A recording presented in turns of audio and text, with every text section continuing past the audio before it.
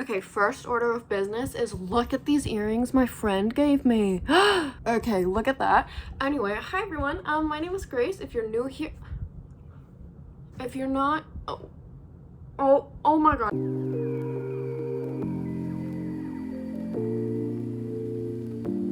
Okay, my name is Grace if you're new here. If you're not, it's also still Grace. And I was taking the glasses off because they're blue light glasses.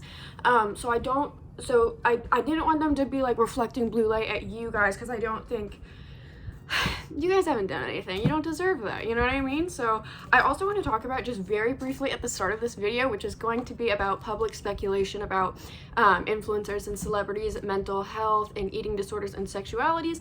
But because I've said that I want to keep you guys posted on the books I'm reading, and that seemed like something people were excited about. So I'm reading Keeper of the Lost Cities, and I'm also reading Slade House, and these books are so good. They're both fiction. This one's a kid's book. I don't know if this one is. Okay, I'm really not sure, but they're both very good. So I've been reading those, and then a little outfit check. Yep. Anyway, okay, last night I was literally up until 5 a.m. and I don't know what happened. Like, I was just full of energy, and so I applied to 8 jobs. I went for a walk and listened to a podcast. I did my Duolingo because I'm learning Portuguese. Don't ask me why. People are always like, oh, what made you choose that? Like, girl, your guess is as good as mine. You know what I mean? Anyway, okay, so today's video, I need to get my water. Okay, now that that's settled, I've also had 2 matchas today, and then my mom surprised me with a coffee, and it was like the biggest coffee you've ever seen. And I'm not even tired. Like, I wasn't even tired before. I find that I feel the most well rested on 5 to 6 hours of sleep. So it's like, why do I sleep for 12 hours sometimes? You know what I mean? Like, there's a mind-body connection is not so strong right now.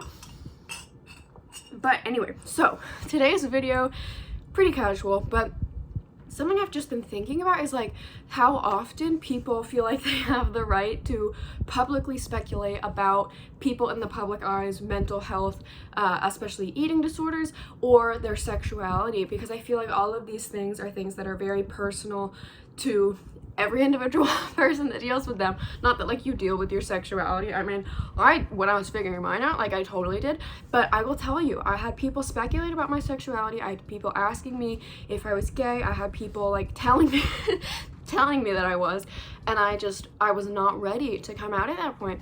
And so I know that when I was in that position, when people were like having these ideas or confronting me about stuff or asking me these questions about something that I was not ready to talk about yet, I remember thinking, I have 2 options, both of them are bad.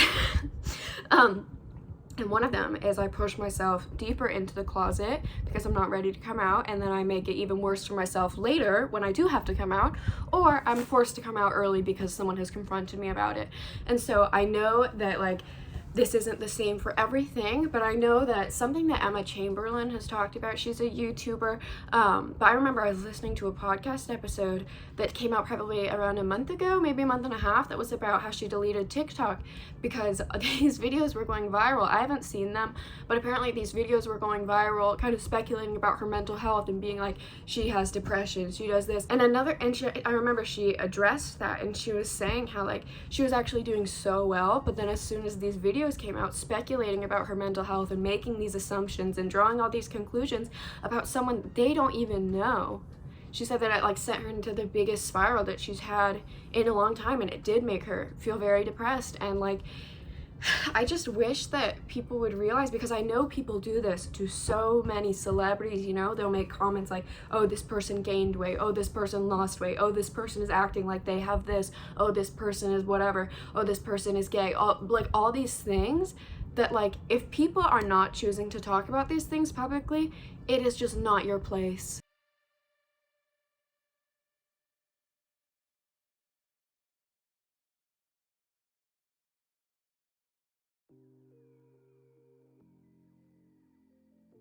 And you know, I know that there's this video, I'm not gonna say who it's by, I'm not gonna say who it's about, because I'm just not, but there was a video that was like addressing some influencers' disordered eating, and it was like a whole video analyzing the behavior, and there are multiple videos like documenting stuff about this influencer. But you know, and I saw the comment, because I don't think that's right. I don't think that's right to have a video that gets like hundreds of thousands of views and people, like thousands of people speculating in the comments about this or that, about someone that they don't even know. And I know that there was a pinned comment on there that said like something like, for those saying we shouldn't talk about this, eating disorders thrive in silence, so we need to shine a light on it. And while I understand, as someone who has had an eating disorder, it is important to talk about eating disorders, it is important to spread awareness, and it is important to create a space where people feel like they can open up about their own. But it is not your place to open up about someone else's potential journey with an eating disorder, with their mental health, or honestly with anything if you are not that person. So yes, eating disorders in general thrive in silence, but it's just, whether someone has one or not is not really relevant, because in my opinion, I just think, like, when I had an eating disorder, if so many people were speculating about if I was okay or not, that would not have been helpful to me. And I think you have to let people make that decision for themselves about if it's helpful to them or not.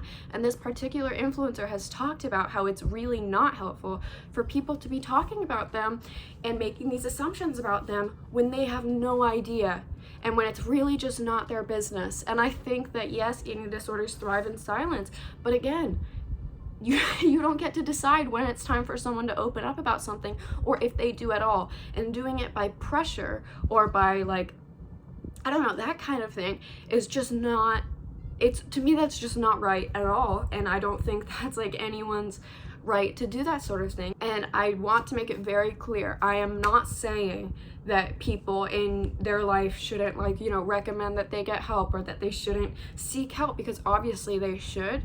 But to have people speculating about a public figure, about their mental health, about if they're struggling with addiction, about their sexuality, about this, that, or the other thing that they really have no idea about and have no authority or right to be speaking about, and they don't even know this person in person, I just don't think that's helpful at all. And I know for me that would not be helpful. And another thing I want to talk about is that, because I know a lot of people talk about influencers, like, and celebrities, especially women's, but also men as well, because this has happened to Gerard Way, it's happened to Zac Efron, people who have opened up about having eating disorders, and then they get so slammed, and like there's so much speculation about their bodies and so many people talking about it. And you know, I know that when I was in recovery, or even before I started recovery, having people talk about my body was not helpful.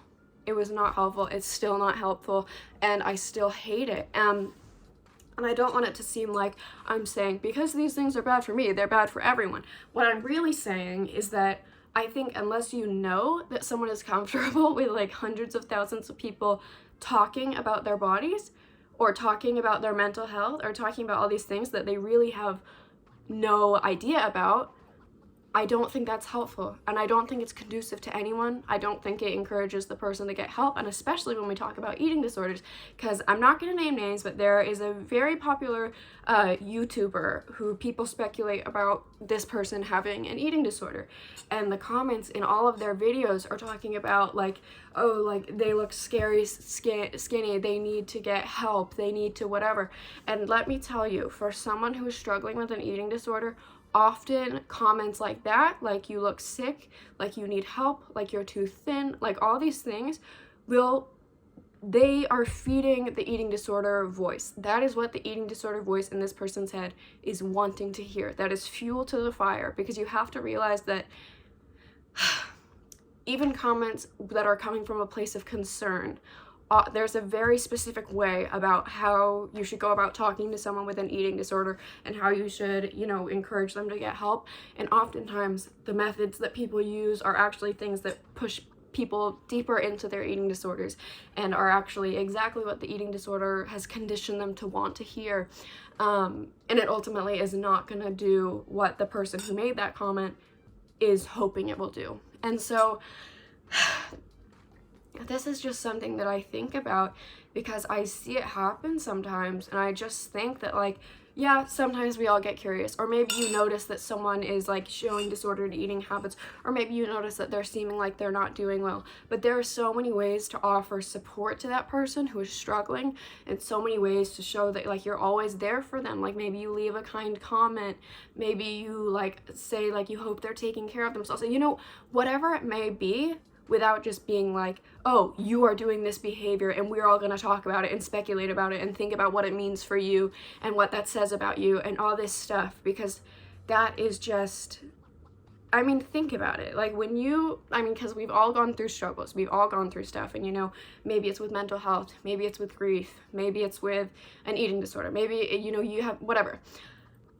Think about when you were at your absolute lowest, or think about when you had something private you were dealing with that you didn't want everyone knowing about.